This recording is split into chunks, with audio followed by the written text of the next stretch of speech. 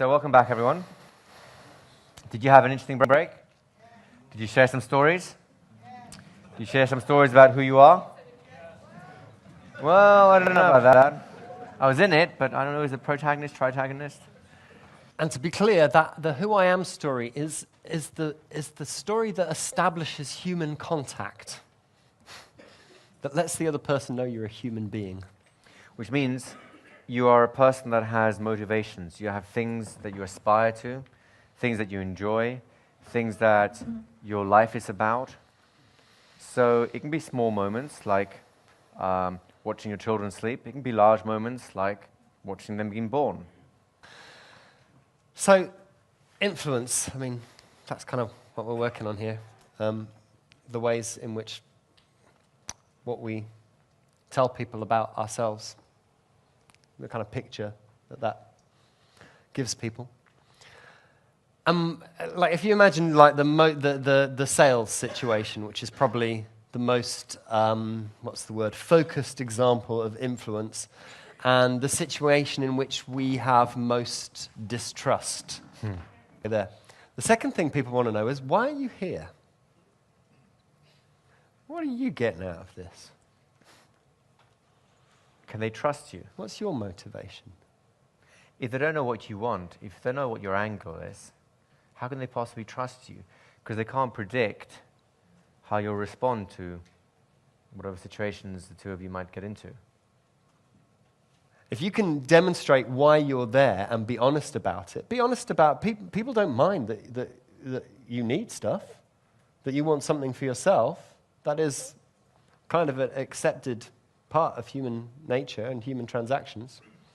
That's okay. Provided it doesn't clash with what they need. Yeah, absolutely.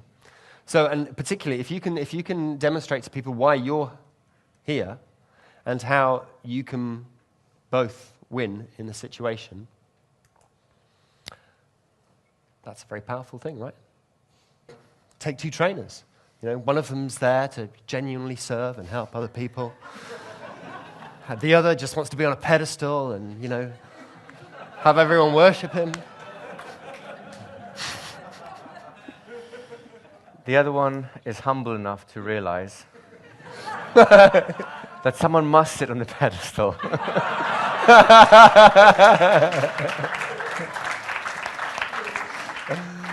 And to have observed that it's clearly working for loads of people. So. There you go.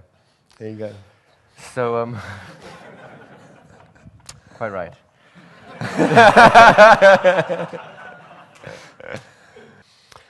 So we've made human connection. We've addressed the issue of trust and, you know, why am I here? Those of you who follow my blog at hypnoticstorytelling.com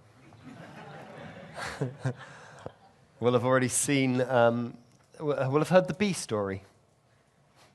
Story about the bee. You know, this summer's it's been a terrible summer in the UK, just like really, really rainy, and the bees are really confused.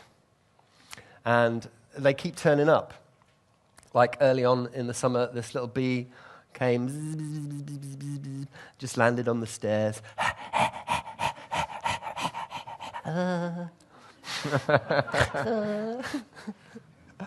I saw this bee on the stairs. I was just walking up the stairs and I thought, oh, that's a bit sad.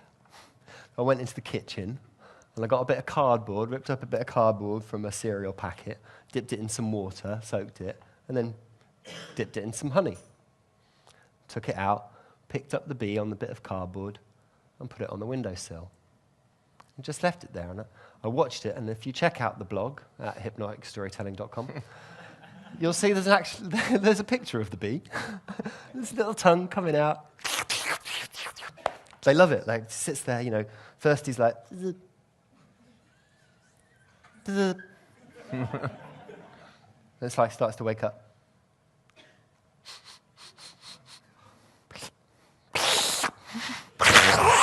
Have you seen a bee's tongue? They're huge.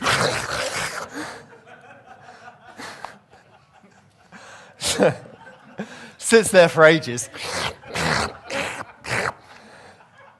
Just sucking up the honey.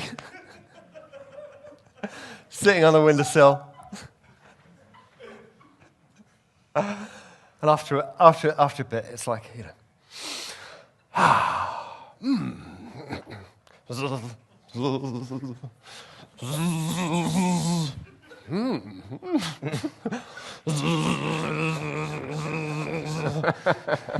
Windowsill, freedom.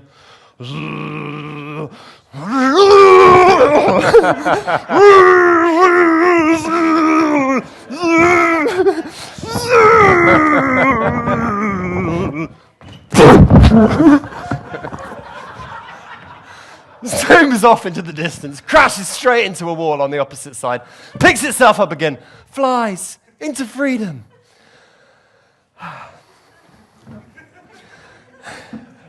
So it's a funny story about a bee, right? But without saying anything, I've just told you that I think it's worth taking the effort to save a little bee. So I'm demonstrating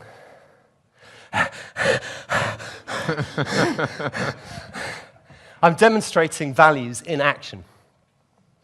You understand values in action? I don't have to do the bee thing again? No, I'm confused. Show me again. It starts like this.